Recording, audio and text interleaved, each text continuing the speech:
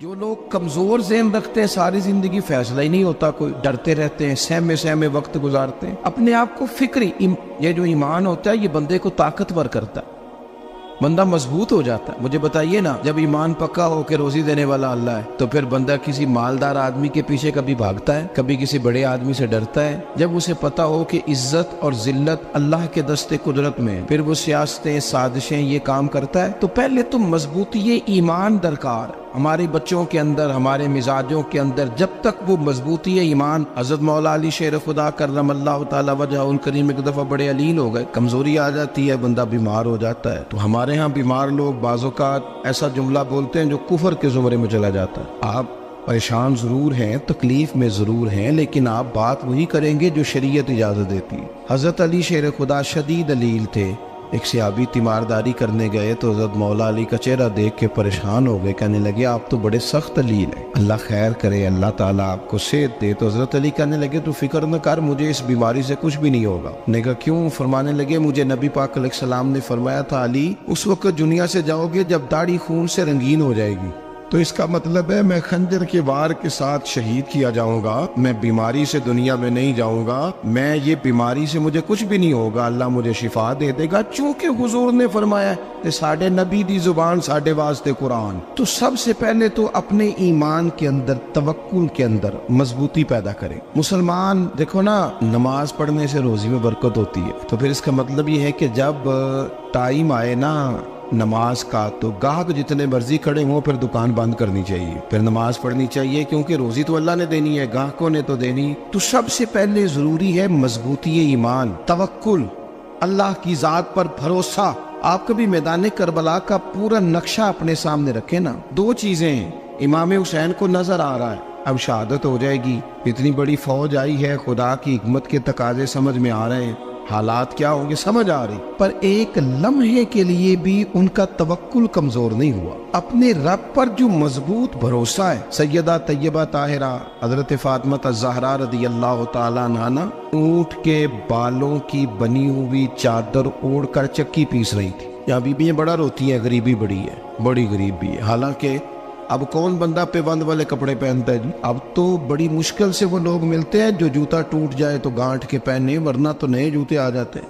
حضرت سیدہ پاک اونٹ کے بالوں کی بنی ہوئی چادر اوڑھ کے چکی پیس رہی تھی۔ نبی پاک صلی اللہ علیہ وسلم نے دیکھا، آنکھوں میں آنسو ضرور آئے، پر محبوب نے فرمایا فاطمہ دنیا میں تھوڑی سی تکلیف برداشت کرو، قیامت کی ساری عزت اللہ آپ کو ہی عطا فرمائے گا۔ تو توکل کی مضبوطی، اللہ کی ذات پر بھروسہ، اپنے رب کریم کے ساتھ امیدوں کا وابستہ کرنا، اس سے مضبوطی آئے۔ دوسرا فرمایا وَعَمِلُوا الصَّالِحَاتِ، بہترین عمل کیا جائے زندگی میں، نیک اعمال کیے جائے، وقت ضائع نہ کیا جائے، ہر وقت کوئی نہ کوئی کام بندہ کرتا رہے۔ یہاں بہت سارے لوگ ہیں جن کو لوگ نیک کہنا شروع کر دیتے ہیں نا، وہ سمجھ لیتے ہیں شاید ہم سچی مچی نیک ہیں۔ لوگ جو کہتے ہیں حضرت صاحب کی بلا، پیر صاحب کی بلا، میں یہ طالب علموں کو، دوستوں کو، بلکہ اپنے آپ کو بھی کئی دفعہ کہتا رہتا ہوں، اپنے آپ کو سمجھاتا ہوں کہ یہ لوگ تجھے کہہ رہے ہیں حضرت صاحب، یہ تو رات کو تو اپنے آپ سے پوچھنا، اپنے رب سے پوچھ، کبھی موقع ملے تو اپنی گریبان میں جھانک، غور کر کے تیری کیفیت کیا ہے، تنہائی میں تیرا دل اللہ سے جڑتا ہے کہ نہیں، عبادت میں دل لگتا ہے کہ نہیں،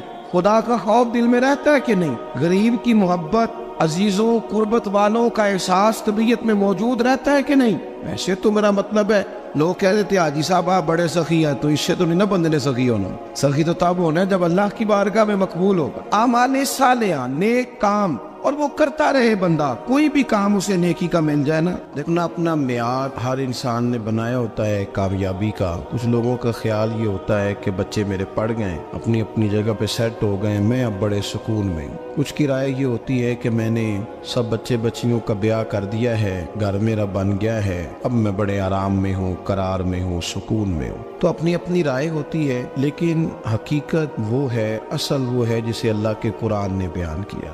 اللہ کریم نے فرمایا والعصر، اے محبوب علیہ السلام ہمیں آپ کے زمانہ مبارکہ کی قسم ہو، ان الانسان لفی خسر، فرمایا بے شک انسان خسارے میں، نقصان میں۔ اپنے تئیں کوئی دعویٰ کر لیتا ہے، آپ دیکھتے ہیں کہ بہت سارے لوگوں کے دعوے اپنے اپنے ہوتے ہیں نا۔ کسی بھی طالب علم سے آپ پوچھیں پیپر دے کے آئے تو پیپر کیسا ہوا ہے، تو کیا کہتا ہے؟ جب کینڈیڈیٹ الیکشن لڑتے ہیں تو رات کو جب وہ سوتے ہیں تو سارے جیت کے ہی سوتے ہیں، ان کو سب یہی کہتے ہیں کہ لوگ سارے تیرے ساتھ ہی ہیں. حالات یہ جتنے بادشاہ حکمران ہوتے ہیں ان کے بگڑنے کی بنیادی وجہ ہوتی ہے کہ یہ خوش فہمیوں میں مبتلا ہوتے ہیں. ہم میں سے بھی ڈھیر سارے لوگ ہیں جو خوش فہمیوں میں مبتلا ہیں. کچھ کہتے ہیں جناب ہماری نسبت بڑی تگڑی ہے. بھئی نسبت تو امام حسین سے تگڑی تو کسی کی نہیں نا. تو ساری رات نماز پڑھتے تھے, روزے رکھتے تھے, اللہ کو یاد کرتے تھے. آپ خالی نسبت پر بیٹھ کر عمل چھوڑ جائیں تو یہ کیسے ممکن ہے؟ تو اپنے اپنے تئیں لوگوں نے معیار کامیابی کے قائم کر لیے ہیں. اللہ فرماتا ہے کہ محبوب مجھے قسم ہو زمانے کی انسان نقصان میں. یہ دن بدن جو وقت گزار رہا ہے تو اس کا نقصان, اس کا خسارہ, اس کا گھاٹا بڑھتا جا رہا ہے روز نقصان میں. کتنا عمر کا حصہ لوگوں نے ضائع کر دیا. کتنے بہترین لوگ تھے لیکن روزی روٹی کے پیچھے وقت سارا برباد ہو گیا. یہ رزق حلال کے لیے دوڑ دھوپ ہو وہ تو بڑی بات, لیکن تکبر کے لیے اور خواہشات, بیجا خواہشات کی تکمیل کے لیے, ایک دوسرے سے آگے بڑھنے کے لیے بڑا وقت ضائع کیا لوگوں. اچھا کوئی بھی نہیں جیتا, خاندانوں میں بھی کوئی نہیں جیتا, برادریوں میں بھی کوئی نہیں جیتا, پر لڑائی ساری زندگی کی ہے. میں نے آگے گزرنا ہے, میں نے آگے, حالانکہ کوئی کسی کو جیتنے دیتا ہی نہیں. اپنے اپنے تئیں لوگوں نے معیار قائم کیے کامیابی کے. اللہ فرماتے ہیں بے شک انسان نقصان میں ہے, لیکن جس میں 4 خوبیاں پائی جائیں اللہ کا قرآن کہتا ہے وہ بندہ کامیاب ہو. کون کون سی؟ الا الذین آمنوا. سب نقصان میں نہیں سوائے ان لوگوں کے جو ایمان لائے. سب سے پہلے کیا کرے؟ ایمان ہو اس کے پاس, مضبوط ایمان. وعملوا الصالحات, اور ایمان بھی لائے اور نیک کام بھی کرے. اور صرف نیک کام نہ کرے, وَتَوَاصَوْا بِالْحَقِّ, لوگوں کو حق بات کی نصیحت بھی کرے. اور ظاہر ہے سچ بولے گا, حق بولے گا تو بڑے لوگوں کے مفادات کو ٹھیس پہنچے گی, کچھ لوگوں کو تکلیف بھی ہوگی. تو اب جب تکلیف ہوگی تو پھر مصیبت بھی آئے گی. تو اگر حق بات کہنی ہے تو پھر کیا کرے؟ وَتَوَاصَوْا بِالصَّبْرِ, پر ایک دوسرے کو صبر کی بھی وصیت کرے. 4 چیزیں پائی جائیں, ایمان, اعمال صالحہ, حق کی نصیحت, اس رستے میں آنے والی تکلیف پر صبر. اگر یہ 4 چیزیں میسر آتی ہیں تو اللہ کا قرآن کہتا ہے بندہ کامیاب ہے. اور اگر یہ 4 چیزیں نہیں تو پھر کوئی بندہ جتنا مرضی دعویٰ کرے, جتنا مرضی شور کرے, جتنا مرضی اعلان کرے, وہ کامیاب ہو سکتا. سب سے پہلے تو اپنا ایمان پکا کرے. یہ جو کچی پکی باتیں کرتے ہیں نا لوگ, مسلمان جو ہوتا ہے نا, مسلمان وہ لاوارث نہیں ہوتا, وہ وارث والا ہوتا ہے. اس کا رب ہر وقت اپنی رحمت سے اس کی حفاظت کرتا ہے. مسلمان ہر وقت نبی پاک علیہ السلام کے نگاہ کرم میں رہتا ہے. اسے کمزور باتیں نہیں کرنی چاہیے کہ میرے کو پیچھے چڑھ گیا تو پتہ نہیں کیا ہو جائے گا, برادری مخالف ہو گئی تو پتہ نہیں کیا ہو جائے گا, سچ بول دوں گا تو لوگ پتہ نہیں مجھے مار دیں گے. ایسا ہو نہیں سکتا. چھری حضرت ابراہیم چلائے بھی نا تو حضرت اسماعیل کے حلق پہ چلنا اس نے تب بھی ہے جب اللہ حکم کرے گا. تو اللہ کی حکمت ہوگی, حکمت الہی ہوتی ہے تو کوئی کام ہوتا ہے, ورنہ ہوتا. تو اپنی طبیعت میں مضبوط ایمان, توکل, اللہ پہ بھروسہ, مضبوطی افکار کی, کچی باتیں نہیں. دیکھو نبی پاک صلی اللہ تعالی علیہ وسلم نے فرمایا نیکی کو کبھی حقیر نہیں سمجھنا, کبھی حقارت سے نہیں نیکی کرنی کہ یہ بڑی چھوٹی ہے تو میں اس کو کروں. اب فرمایا کبھی حقیر نہ سمجھنا, نیکی کا کام جو بھی ملے کر دینا. فرمایا اگر بھائی سے مسکرا کے ملو گے بنا تو اس پر بھی اللہ تمہیں صدقے کا ثواب عطا کرے گا. ہم تو اس دین سے کے ماننے والے ہیں جو کہتے ہیں تو گلی سے روڑا اٹھا دے, کانٹا اٹھا دے, کسی کی تکلیف دور کر دے, کسی اس پر گنجائش کر دے, کسی کے لیے آسانی کر دے. جو بھی خیر کا کام میسر آئے پورے دن میں اسے چھوڑے نہیں. صبح گھر سے نکلے, وہ ایک صحابی تھے, غالباً تابعی تھے, تو بازار جاتے اپنے غلام کے ساتھ تو سارا بازار گھوم کے واپس آ گئے. خادم نے کہا جناب کو نہ کوئی خریدا نہ کچھ بیچا. تو آپ سارا بازار گھوم کے آ گئے. فرمانے لگے تیرا کیا خیال ہے؟ میں نے کچھ بھی نہیں کیا. کہا جناب پھر کیا کیا ہے؟ فرمانے لگے تم نے دیکھا جو بندہ بھی گزرا میں نے اس کو کہا السلام علیکم, تو کتنی کو نیکیاں میں جمع کر کے آ گیا ہوں. کوئی خیر جو میسر آئے. ہم سمجھتے ہیں کہ شاید کوئی کروڑ کو روپیہ ہوگا تو پوری مسجد بناؤں گا تو پھر میں نے نیکی کر دی ہے. شاید جناب میں, حالانکہ یہ چھوٹے چھوٹے کام ہے نا, چھوٹے چھوٹے کام, ان کی تو زیادہ ضرورت ہوتی ہے, ان کی تو زیادہ حاجت ہوتی ہے. کوئی آپ رستے میں گزر رہے ہیں تو نیچے کوئی کھڈا بنا ہوا ہے تو اس پر ہم کیا کرتے ہیں, گاڑی میں بیٹھ کے تبصرہ کرتے ہیں اے روڈ کھورے کدو بننا ہے. بھئی یہ کھڈا ہے نا تو آپ نیچے اترے نا, تو آپ دھابڑا لیں نا, کئی پکڑے نا, یہ تو 5 منٹ کا کام ہے. यहाँ आसानी कर देना, आप इसमें गुंजाइश कर दें। हुजूर सैयद आलम अलैहिस्सलाम ने फरमाया, इमाम राजी ने हदीस लिखी है, क़यामत के दिन एक बंदे को अल्लाह माफ़ करेगा तो मालिक वो बंदा अर्ज करेगा, या अल्लाह मैं तो बड़ा गुनहगार हूँ, किस वजह से माफ़ी हुई? फरमाया, रात के वक्त तू गुजर रहा था, तेरे पैर से रोड़ा टकराया था, तूने उठाया इधर उधर देख के कि कोई अल्लाह के किसी बंदे को तकलीफ ना हो जाए। का मालिक हो वो तो मैंने ज़माना बीत गया, कोई इतनी बड़ी बात भी नहीं समझी। तो रब करीम ने फरमाया, तो रात के अंधेरों में भी मेरे बंदों का ख्याल रखता था, तो मैं तेरा ख्याल ना करूं? कोई अमल हमारे यहाँ लोग कोई काम नहीं करते, बिल्कुल नहीं, कोई काम नहीं, ना बड़े ना छोटे ना समझदार ना अनपढ़, कुछ भी नहीं। नशिस्तन गुफ्तन बरखास्तन, बैठो राज के गप्पे मारो, तबसरे करो, फलाना कुछ नहीं कर रहा, फलाना कुछ नहीं कर रहा, उसके बाद उठ के चले जाओ। कुछ करें, वामिलुस सालिहात, नेकियां जमा करें जिंदगी में, खजाना बनाए, खजाना, अपनी ड्यूटियां अपनी जिम्मेदारियां पूरी करें, हर वक्त काम, हर वक्त जिम्मेदारी, हर वक्त ड्यूटी। देखिए ना इमाम हसन और हुसैन, इनकी आप कभी जिंदगी का मुताला करें, फर्ज नमाज के अलावा 100 रकत नमाज नफल रोज पढ़नी है, पता करना है गरीब कहाँ कहाँ है, उनका ख्याल रखना है, और नीरे पैसे नहीं देने। हमारे यहाँ लोग गरीबों को पैसे जरूर देते हैं, इज्जत नहीं देते, उनको 4 पैसे की मदद जरूर कर देते हैं, पर इज्जत नफ्स का ख्याल नहीं रखते। इमाम ज़ैनुल आबिदीन रदी अल्लाह ताला अन्हु फरमाते हैं, गुजर रहे थे, आप देखें ना, इमाम गजाली हदीस लाए हैं कि बंदा और कुछ ना करे, किसी मोमिन का दिल राजी कर दे तो अल्लाह 60 साल की नफली इबादत का सवाब अता करता है। दिल बदस्तावर की हज अकबर अस्त, अज हजारा का बयक दिल बेहतर अस्त। किसी का दिल खुश कर देना, उसको राहत दे देना, उसको करार दे देना, उसके लिए कोई ऐसा सामान कर देना कि बंदा मुतमईन हो जाए, सुकून हो जाए। ये हमारे यहाँ जो लोग होते हैं ना, सरकारी मुलाजिमीन, ड्यूटियों वाले, इनकी तबीयतों में तलखी होती है। ये अगर सिर्फ प्यार करने लग जाए ना, से वाबस्ता लोग मेरे आप में से हैं, तो मैं उनसे कहता हूँ कि शिफा तो अल्लाह ने देनी है, चलो तुम दुआई तो आज के दिया करो ना, तुम आने वाले की बात तो तवज्जो से सुनो। वो बेचारा अपनी बात, हमारे एक बुजुर्ग थे तो तावीज़ लिखा करते थे, बड़े आलिम थे, मुझे कुछ थोड़ी सी ना मेरे दिल में उनके बारे में खफगी रहती थी कि आप इतने बड़े आलिम हैं, आप किताब लिखे, आप तवीज़ लिख रहे हैं, और फिर लोगों ने कमाई करनी होती है, आप तो मुफ्त देते हैं सारा कुछ, इतनी लंबी ड्यूटी, सारा दिन बैठे रहते हैं आप और लिखते तवीज़ है। मैंने एक दिन उनसे गुजारिश की, मैंने कहा शेख आप बड़े आदमी, जिन लोगों को अल्लाह ने रसूख फिल इल्म अता फरमाया होता है, उनमें से आप, अल्लाह ने आपको पुख्तगी दी है इल्म में, शौरी आलिम में, आप सारा दिन तवीज़। फरमाने लगे, यार मैं तवीज़ नहीं लिखता, असल मसला ये है कि जो तवीज़ लेने आता है वो अपना सारा दुख सुनाता है, तो मैं तवीज़ नहीं लिखता, मैं ना बस लोगों के कलेजे ठंडे करता हूँ। मैं किसी का, अब तो बच्चों के पास टाइम ही नहीं, वो तो अब्बा का दुख नहीं सुनते, तो बैठते ही नहीं। अम्मा कह रही होती है कि पुत्र को 10 मिनट मेरे पास भी बैठा कर, लेकिन पुत्र मसरूफ बड़ा, वीडियो चढ़ानी है उसने। हम उलझ गए। ये चीज़ें इंसान को नफ्सियाती तौर पर कमज़ोर कर देती हैं। जो लोग ज़्यादा ये काम करते हैं उनके हाफ़ज़े कमज़ोर हो जाते हैं, वो उलझ जाते हैं, उन्हें पता नहीं होता रात मैंने क्या कहा था, सुबह में क्या कह रहा। हर वक्त नहीं, ज़रूरत के वक्त, हर टाइम नहीं, मखसूस औकात में।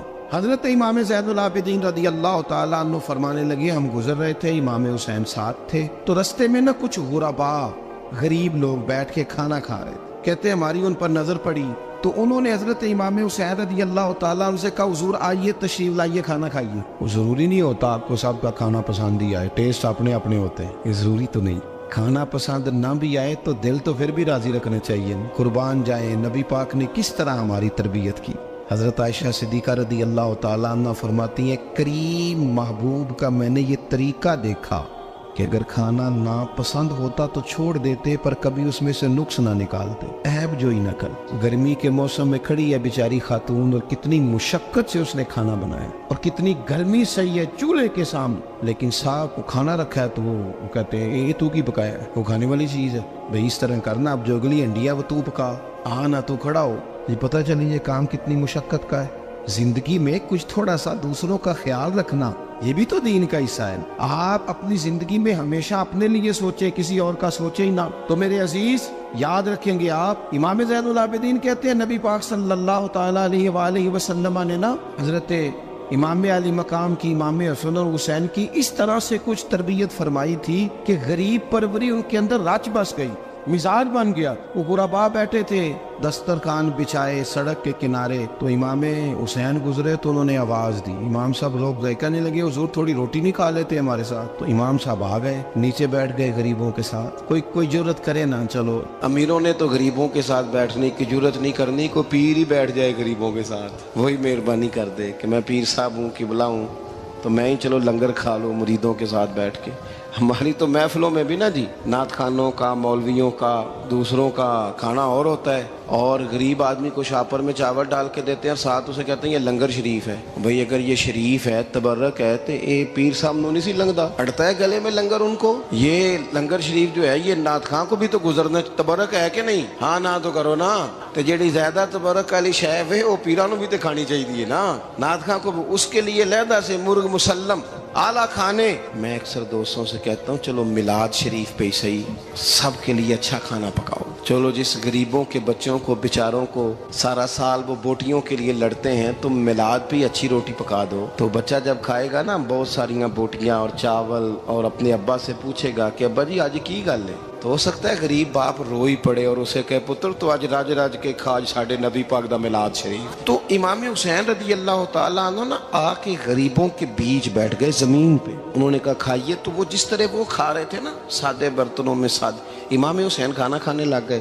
میں نے کہا خیر کا کام کوئی بھی ملے اسے ضائع, چلو اور کچھ نہیں کر سکتے تھے, کسی کو سڑک ہی پار کرا دے نابینا کو, چلو اور کچھ نہیں کر سکتے, تو آپ کو پتا ہے کہ سامنے والا بوجھ لے کے گزر رہا ہے, آپ تھوڑا سا ہٹ جائیں روڈ سے, اسے گزر لینے دیں. کوئی تو کام زندگی میں, کوئی ارادہ تو خیر کا بندہ کرے. امام حسین بیٹھ گئے, ان کے ساتھ روٹی کھائی. تھوڑی دیر کے بعد اجازت لی, فرمایا جاؤں؟ کہنے لگے حضور اور کھائیے. فرمانے لگے میں تو ابھی روٹی کھا کے آیا تھا اور آج تک ایسا نہیں ہوا کہ دوبارہ کھانا کھاؤں. ایک لقمے کی بھوک نہیں تھی, جتنا بھی کھایا ہے نا یہ تمہارا دل خوش کرنے کے لیے کھایا ہے. غرباء مساکین کی وعامل الصالحات, ایماندار بندہ ایمانداروں جیسے کام کرتا ہی اچھا لگتا ہے. 25 حج کیا امام حسن اور حسین نے مدینے سے مکے پیدل جا کے. میں کہتا ہوں چلو ہم باجماعت نماز ہی پڑھ لیا کریں. چلیں, حضور صلی اللہ علیہ وسلم نے فرمایا فجر کی نماز پڑھ کے بیٹھ جاؤ, اشراق چاشت تک اللہ کا ذکر کرو, 2 نفل اشراق کے 2 چاشت کے پڑھ لو, اللہ 2 حج اور 2 عمرے کا ثواب عطا کر دے گا. مشکل کام تو نہیں. اہل بیت نے ہمیں سبق یہ پڑھایا ہے, حضور کے اصحاب نے ہمیں سبق یہ پڑھایا. تیسری بات فرمایا وتواصوا بالحق, صرف یہ نہیں کہ تم نماز پڑھ کے تو بیٹھ جاؤ, تم نے نا بے نمازی کو نماز کی دعوت بھی دینی ہے. مظلوم پر ظلم ہوتا رہے اور کونے میں چپ کر کے بیٹھے نہیں رہنا, بلکہ اگر ہاتھ پکڑا جا سکتا ہے تو ظالم کا ہاتھ پکڑنا ہے. نبی پاک علیہ الصلوۃ والسلام نے فرمایا اپنے بھائی کی مدد کرو چاہے وہ ظالم ہو یا مظلوم ہو, بھائی کی مدد کرو چاہے ظالم ہو یا مظلوم ہو. تو صحابہ نے عرض کی یا رسول اللہ صلی اللہ تعالی علیہ وسلم یہ مظلوم کی مدد تو سمجھ میں آتی ہے, یہ ظالم کی مدد کیسے کریں؟ نہیں سمجھ آ رہی ہے آپ کو بات؟ یا رسول اللہ صلی اللہ تعالی علیہ وسلم مظلوم کے ساتھ کھڑا ہونا تو ہماری عقل میں آ گیا, تو ظالم کی مدد کیسے کرنی ہے؟ نبی پاک صلی اللہ تعالی علیہ وسلم نے فرمایا ظالم کو ظلم کرنے سے روک دو, تم نے اس کی مدد کر دی, اسے باز کرو. لیکن ہم تو اتنی جرت ہی نہیں رکھتے بدی کو بدی کہنے کی, اتنی طاقت ہی نہیں ہوتی. جھوٹ کو جھوٹ کہنے کی ہمت, ہمارے گھر میں سارا کچھ ہو رہا ہوتا ہے, ہمیں پتہ ہوتا ہے کہ فلاں جگہ پہ ہمارا قبیلہ ہماری برادری غلط ہے, پر اتنی جرت کرتے. ہم سچ بولتے ضرور ہیں پر دوسروں کے بارے میں, اپنے بارے میں سچ بولنے کو تیار نہیں ہوتے. جرت کا مظاہرہ کریں زندگی میں, حق کو حق کہنا سیکھیں, غلط کو غلط کہنا سیکھیں, جھوٹ کو جھوٹ کہیں, بدی کو بدی کہیں, سچائی کا ساتھ دیں ہمیشہ. ہم نے جب تک دیکھو نا ظلم ہوتا رہے, زیادتی ہوتی رہے, اپنا دروازہ اندر سے بند کر لو, پتر باہر نہ جانا. کیوں جی؟ باہر اس پہ ظلم ہو رہا ہے, ان کے گھر آگ لگی ہے, کوئی ہمارے گھر تو نہیں نہ لگی. یاد رکھنا پڑوسیوں کی آگ نہ بجھاؤ گے تو اپنے گھر بھی آ جائے گی. اگر مظلوم کا ہاتھ نہیں پکڑو گے تو ظالم دلیر ہو جائے. اور ہمارے جتنے بھی بزرگ گزرے انہوں نے ظالموں کو ظالم کہا. امام احمد بن حنبل نے جیل کاٹی, امام اعظم ابو حنیفہ نے جیل کاٹی. آج کل لوگ کہتے ہیں مولانا صاحب آپ نے نا جناب غلط کو غلط نہیں کہنا, سیاست کی بات نہیں کرنی. کیوں جی؟ کس لیے نہیں کرنی؟ سیاست تو تدبیر کا نام ہے. بنو اسرائیل میں جتنی بھی تدبیر ہوتی تھی وہ سارے انبیاء کیا کرتے تھے. کیوں نہ بات کریں؟ یہ جن کرسیوں پہ آج تم نے ظالموں جابروں کو بٹھایا، یہ کرسی تو حضرت ابوبکر صدیق جیسے لوگوں کی ہے، یہ تو حضرت عمر جیسے لوگوں کی سیٹ ہے، حضرت عثمان غنی جیسے لوگوں کا کام ہے، مولا علی جیسے لوگوں کا کام ہے۔ غلط جگہوں پہ غلط لوگ بٹھا دی اور پھر جھوٹے کو جھوٹا بھی نہ کہیں، ظالم کو ظالم بھی نہ کہیں۔ ہم سے نہ رقم ہوں گے قصیدے یزید کے، کیونکہ ہم لوگ تو حسین کے سیرت نگار ہیں۔ یہ کیا بات ہوئی؟ آپ سچی بات ہی نہ کریں، کلمہ حق کہیں، ہمیشہ کھری بات کہیں، سچی، گرچہ اپنا نقصان ہو، حق کے ساتھ کھڑے ہونا سیکھیں۔ وتواصوا بالحق، ساری آسانی تھی، امام حسین کو کوئی مسئلہ نہیں تھا، آرام سے بیٹھے تھے۔ آج کتنے موجوں میں بیٹھے ہیں، پیر صاحبان، مولوی صاحبان، خطیب صاحبان، سیاستدان، وڈیرے، موج لگی ہوئی ہے، کسی کو کچھ نہیں کہنا، کچھ کہیں گے تو پھر بندے مخالفت کریں گے۔ تو امام حسین مسجد نبی میں جمعہ پڑھاتے تھے، چپ کر کے بیٹھے رہتے، حضور سید عالم علیہ السلام کے مزار انور کے پاس بیٹھے تھے، بیٹھے رہتے۔ لیکن امام حسین نے فرمایا ظالم حکمران بنے تو وہ قوموں کو تکلیف دیتے ہیں، وہ ملی نقصان کرتے ہیں، وہ امت کا چہرہ مہرہ بگاڑ کے رکھ دیتے ہیں، لہذا کھڑے ہونا پڑتا ہے، کلمہ حق کہنا پڑتا ہے، الہ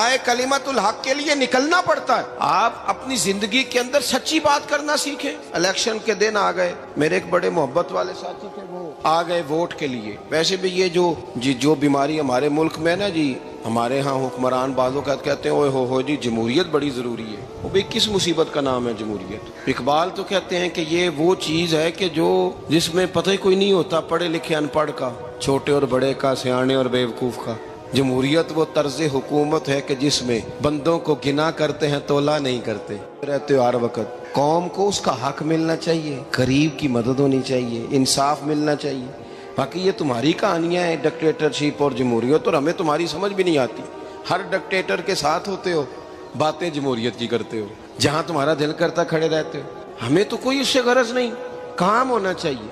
بلکہ جو لوگ قوت نافذہ رکھتے ہیں انہیں سمجھنا چاہیے کہ ملک کی بھاگ دوڑ ہمیشہ مضبوط ہاتھوں میں رہے، اور وہ اس طرح کا نظام وضع کریں، مل بیٹھے سارے ادارے کہ غریب کی سنی جائے۔ وہ مجھے بڑی اچھی طرح یاد ہے جب وہ ایک حکومت ختم ہوئی اور جو ایک فوجی رہ کے گئے تھے 11 سال، ان کی حکومت آئی تو میں باہر نکلا تو ایک بزرگ تھے، وہ صبح صبح ناشتہ بیچا کرتے تھے ہمارے علاقے میں، چاول اور چنے بنے۔ تو میں نے ان سے کہا بزرگوں پتہ لگا جی رات دی حکومت بدل گئی ہے۔ تو فرمان لگے پتر جیڑا مرضی بھی آ جائے، میں تو یا چاول بیچ کے روٹی کھانی، ہمیں تو ان سے غرض ہی نہیں، اللہ جانے کون آیا کون گیا، تو کھیل تماشا بنایا ہوا ہے۔ تو جھوٹے کو جھوٹا کہیں۔ میرے ایک دوست ہیں الیکشن لڑتے ہیں، مجھے ایک دفعہ آ کے کہنے لگے آپ نے کبھی ووٹ نہیں ڈالا، اس دفعہ ضرور ڈالیں۔ میں نے کہا نہیں ڈالتا میں۔ کہنے لگے ووٹ قوم کی امانت ہے، تو میں نے کہا امانت کسی بے ایمان کو دے دوں؟ امانت تو امانت دار کو دی جاتی۔ نہیں سمجھے آپ بات؟ یہ سارے کہتے ہیں نا ووٹ قوم کی، تو امانت کس کو دینی چاہیے؟ صحیح بتاؤ۔ چلو ہوں تسی بولنا نہیں، بس دل وچ گل رکھنی، دل وچ دیندے ویسے امانت دارا نہیں ہونا۔ نہیں میں نے کہا بولنا نہیں، ہمیں کسی کو پتہ نہ لگ جائے، دیتے ویسے امانت داروں کو ہی ہو نا۔ یہ اپنے دل سے پوچھو، فیصلہ لو، اللہ سے ڈرو۔ ظالم کا مددگار ظالم ہوتا ہے، ظالموں کا مددگار ظالم ہوتا ہے۔ وہ تیرے میرے ووٹ پر جیت کر جب ظلم کرے گا تو پھر کون ہے جو یہ دعویٰ کرے گا کہ جناب میں ظالم کا مددگار نہیں؟ سوچو سمجھو، غور کرو۔ امام حسین رضی اللہ تعالیٰ عنہ نے فرمایا سچ کو سچ کہیں گے، جھوٹ کو جھوٹ کہیں گے۔ یہ نہیں ہو سکتا کہ جناب ظلم ہوتا رہے اور چپ رہے۔ اور یہ سبق کہاں سے پڑھا انہوں نے؟ مولا علی شیر خدا سے۔ جب حضرت عثمان غنی رضی اللہ تعالیٰ عنہ پر بلوائیوں نے حملہ کیا نا، تو چونکہ حضرت عثمان غنی خالو تھے امام حسن اور حسین کے، حضرت عثمان خالو ہیں، سگے خالو ہیں، تو حضرت مولا علی شیر خدا نے یہ نہیں کہا کہ پتر اتنے بندے آ گئے ہیں، تلواریں ہیں، محاصرہ ہے، باہر نہ نکلنا، بلکہ حضرت مولا علی نے خود اپنے دونوں بیٹوں کو تلواریں پکڑائیں اور حضرت عثمان غنی کے دروازے پہ کھڑا کر کے کہا پتر خیال رکھنا تمہارے ہوتے ہوئے کوئی بھی شخص حضرت عثمان غنی کا دروازہ نہ کراس کر پائے۔ خود اپنے بچوں، ہر جنگ میں حضرت علی ساتھ لے کے جاتے تھے۔ ہم تو بچوں کو دلیری سکھاتے ہی نہیں، بزدل۔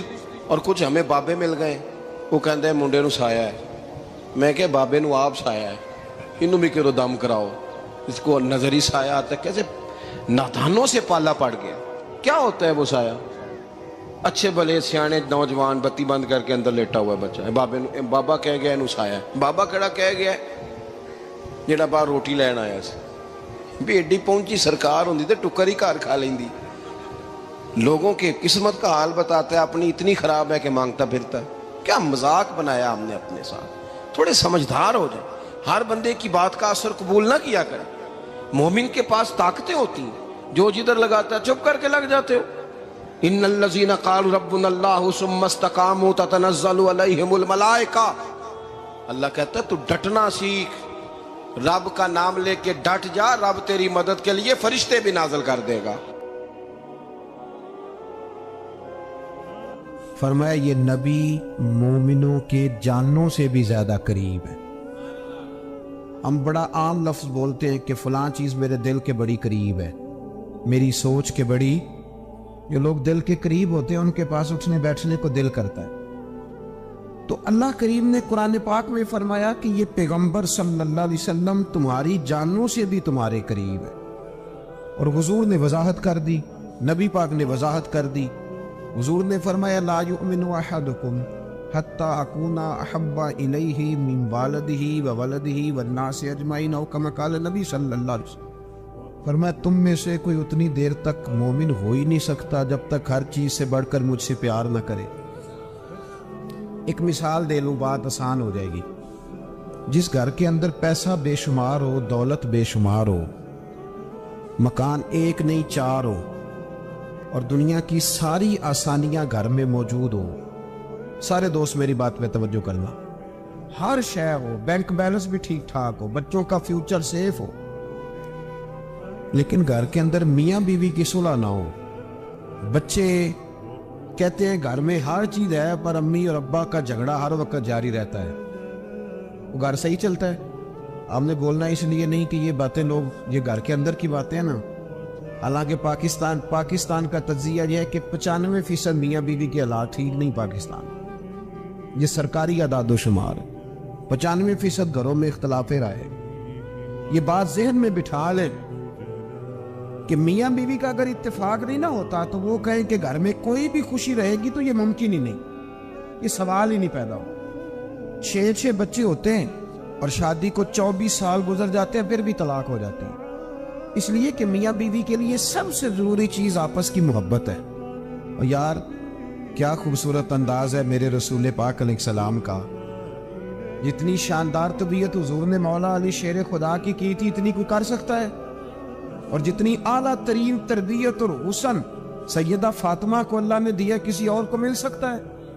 لیکن میرے نبی پاک علیہ السلام نے ان کی شادی کے بعد ان کو اکٹھے بٹھا کے ان کے سر آپس میں جوڑ کے ہاتھ اٹھا کے دعا کی تھی کہ اے اللہ ان کے درمیان محبت پیدا فرما دے. میاں بیوی کے درمیان جو سب سے اہم چیز ہے وہ محبت ہے. بچے کہتے ہیں ہم کدھر جائیں, ابا کی سنے کہ اماں کی سنے؟ اور اکثر گھروں میں بچوں کی تربیت رک جاتی ہے اس لیے کہ میاں بیوی کا سلوک نہیں ہوتا, تباہی اتر جاتی. گھر کے اندر ہر شے ہے پر ان کا پیار نہیں. پتہ یہ چلا کہ گھر میں محبت نہ ہو تو گھر نہیں چلتا. اگر محبت کے بغیر ایک گھر نہیں چل سکتا تو محبت مصطفیٰ کے بغیر دین کیسے چلے گا؟ گھر نہیں چلتا میرے بھائی, ٹوٹ جاتا ہے, بکھر جاتا ہے. سارا کچھ ہونے کے باوجود میں نے مردوں کو روتے ہوئے دیکھا ہے, عورتیں تو روتی ہیں, میں نے مردوں کو روتے ہوئے دیکھا.